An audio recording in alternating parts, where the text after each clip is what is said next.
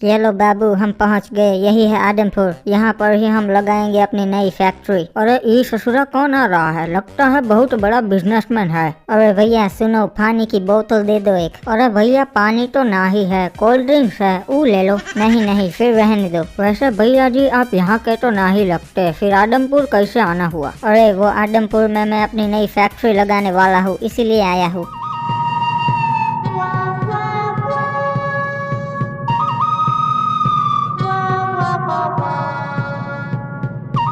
अरे ये तो भैया जी आ गए। पाई लागू भैया जी। खुश रहे बेटे। और ये तो कोबड़ा खड़ा है। कैसा है कोबड़े? अरे ठीक हूँ भैया जी। तो फिर ठीक है।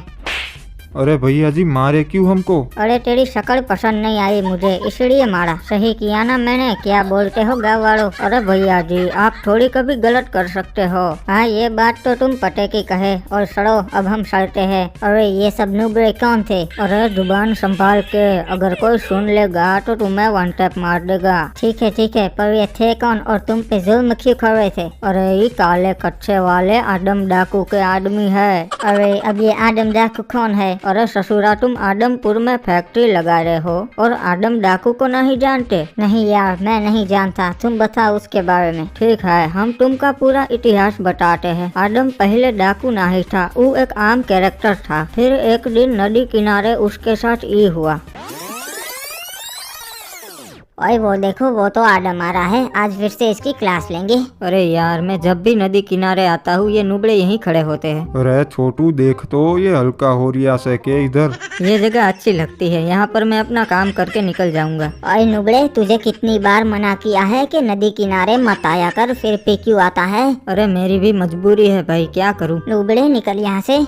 आज के बाद अगर मुझे तू यहाँ दिख गया ना तो नुबड़े बहुत मारूंगा। अरे भैया जी अगर मैं नदी किनारे ना आऊँ तो फिर कहाँ जाऊँ, आप ही बताइए। नुबड़े एक कमोड लेके ये सब चीजें घर पे किया करना। अरे ये तो उस बेचारे के साथ बहुत गलत किया उन लोगों ने। वहाँ पर उस चीज को आदम ने पॉजिटिव लिया और कमोड लेने के लिए निकल लिया। अब तो मैं घर पे ही कमोड पे बैठूंगा, फिर मुझे नदी किनारे जाने की जरूरत ही नहीं पड़ेगी। सुनो स्काइलर भैया, एक अच्छा सा कमोड दे दो। अरे नुबड़े मालूम है ना, फ्री में कुछ नहीं मिलता।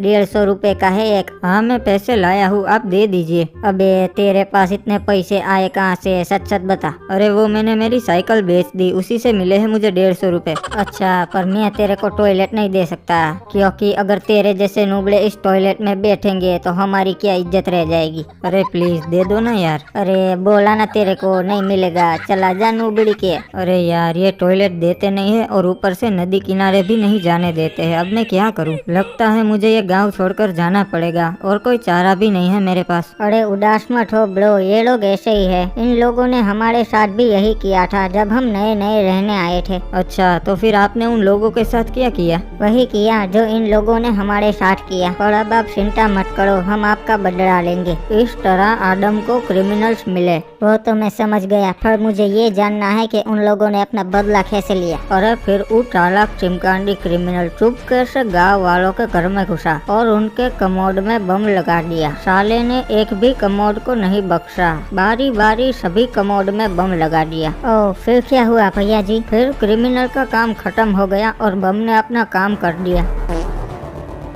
फिर गांव में एक भी कमोड नहीं रहा, सारे कमोड टूट गए और गांव वालों को मजबूरी में नदी किनारे जाना पड़ा। क्या रे नुबड़ो, तुम लोगों को मना किया था ना नदी किनारे मत आना, फिर भी आए। और हमारी मजबूरी है।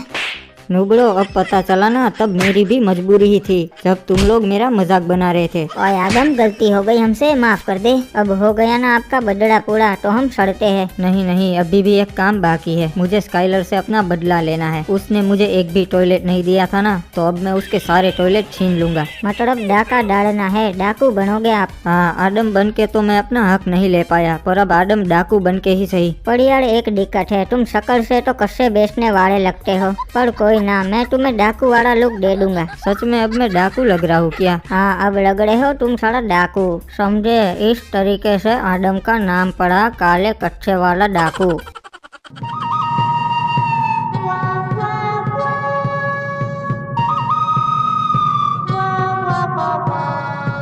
अरे सुन स्काइलर, मेरे को कमोड चाहिए, दे देगा ना? अरे भैया जी, आपको कैसे मना कर सकता हूँ, ले लो, कोई अच्छा सा कमोड ले लो। अरे नहीं, मुझे एक कमोड नहीं चाहिए, मुझे सारे चाहिए, और वो भी मुफ्त में। अरे भैया जी, आप सारे रख लो, कोई दिक्कत नहीं है। ठीक है चलो, आज से ये सारे कमोड मेरे। पर एक मिनट, तू आज सुबह क्या बोला था मेरे को? अरे नहीं नहीं भैया जी, मैं कुछ नहीं बोला था। नहीं यार, तू बोला था चला जा नूबड़ी के, वो बात मेरे सीधे दिल पे लगी थी।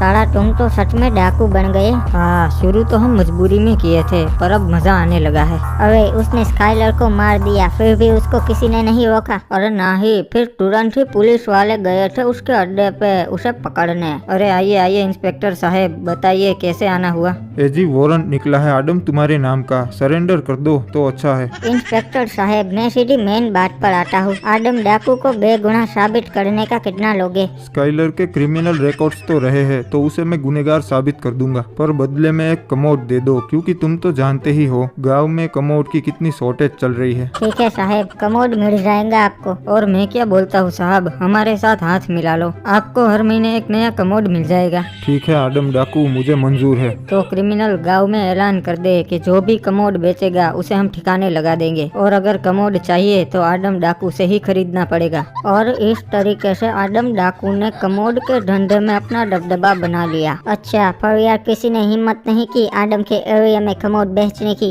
अरे कोई सोच भी नहीं सकता था, क्योंकि आडम के आदमी हर एरिया में तैनात होते थे, और जो भी गाड़ी उसके एरिया में से जाती थी उस गाड़ी की बराबरी से चेकिंग की जाती थी कि उस गाड़ी में कमोड तो नहीं। और एक चालाक चिमकांडी बिजनेसमैन था जिसने पानी के रास्ते से कमोड स्मगल करने की कोशिश की, पर वो कोशिश ही रह गई, क्योंकि पुलिस वालों ने आडम को इंफॉर्मेशन दे दी थी कि उसके एरिया में एक जहाज आ रहा है जिसमें कमोड है। फिर जैसे ही वो जहाज आडम के एरिया में दाखिल हुआ, आडम ने वो जहाज ही उड़वा दिया। और फिर आडम बोला कि ये मेरा एरिया है और मेरे एरिया में कमोड लेके कोई एंट्रेंस नहीं कर सकता। और फिर आडम ने उस बिजनेसमैन को पकड़ लिया। देखो गाँव वालों, इस बंदे ने हमारे एरिया में कमोड बेचने की कोशिश की थी, और देखो आज इसका क्या असर हुआ। और अब से जो भी हमारे एरिया में कमोड बेचेगा उसका यही अंजाम होगा। तो ये स्टोरी है आडम डाकू की, और उस दिन के बाद से किसी ने इस एरिया में कमोड बेचने की कोशिश नहीं की है। वैसे साहब, आप यहाँ किसकी फैक्ट्री लगाने आए हो? अरे मैं भी यहाँ कमोड की फैक्ट्री लगाने ही आया हूँ। अरे साहब, आप गलती कर रहे हो, यहाँ फैक्ट्री मत लगाओ, वरना आडम डाकू ना ही छोड़ेगा। अरे मैं नहीं डरता किसी डाकू वाकू से, मैं तो फैक्ट्री यहीं पर ही लगाऊंगा। ठीक है भैया, हमने तो आपको वार्निंग दे दी, बाकी आपकी मर्जी। अरे मेरे भी ऊपर तक पहुँच है, अभी इस डाकू को अपने रास्ते से हटाता हूँ। हेलो डीजीपी साहब, नमस्कार, मुझे आपकी मदद चाहिए।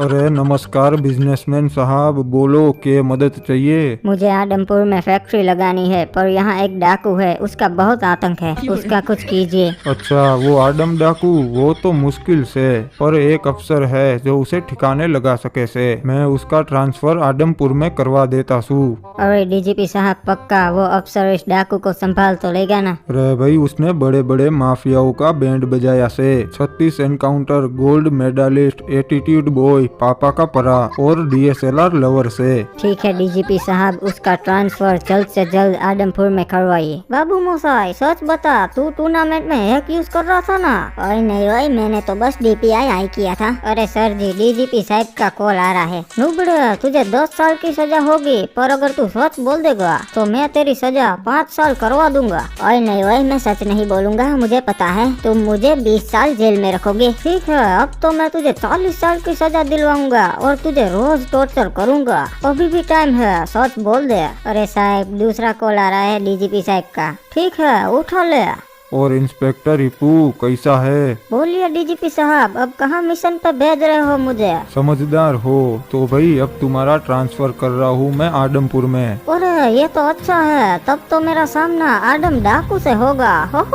हाँ, और रिपू, थारा ढोलकपुर में कोई केस तो पेंडिंग नहीं से ना? एक हैकर का केस है डीजीपी साहब, वो तो अभी सोल्व हो जाएगा। ठीक से वो केस खत्म करके आडमपुर के लिए रवाना हो जाना, तुम्हारी वहाँ जरूरत से। ठीक से, रखता हूँ। चल भाई हैकर, मेरा ट्रांसफर हो गया है और मुझे केस खत्म करना है, अब तो जा सकता है। ओए पक्का साहब, मैं जा सकता हूँ? हाँ बाबू मोसाई, तूने सुना तो सही, डीजीपी साहब ने मुझे केस खत्म करने का बोला है। ओए ठीक है साहब, तो अब मैं चलता हूँ। वैसे भी मुझे 1v4 कस्टम खेलने जाना है। लुबड़े, तेरी हिम्मत कैसे हुई जेल तोड़कर भागने की, और ऊपर से ऑन ड्यूटी ऑफिसर पर हमला करता है, ये ले। अरे सर जी, ये क्या किया आपने? और तावड़े देख, कितनी सारी फाइल्स पेंडिंग पड़ी है और ये कोर्ट कचहरी के चक्कर सालों साल चलते रहते हैं। इससे अच्छा है हैकर खत्म, केस खत्म।